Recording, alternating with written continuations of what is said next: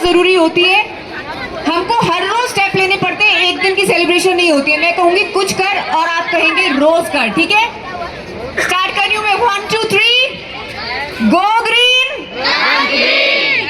Go green, कुछ कर और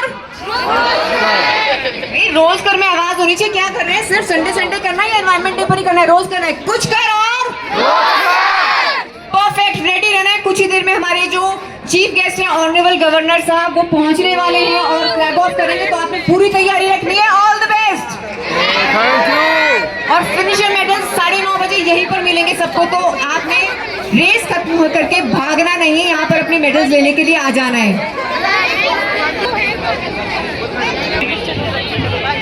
हाथ ऊपर करके हल्ला करके बता दीजिए एवरीवन। एक बार हिमाचल पुलिस के लिए हल्ला कर दीजिए एवरीवन। हमारी हिमाचल गवर्नमेंट के लिए एक बार हल्ला कर दीजिए एवरीवन। सुपर। एक बार अपने लिए हल्ला कर दीजिए एवरीवन।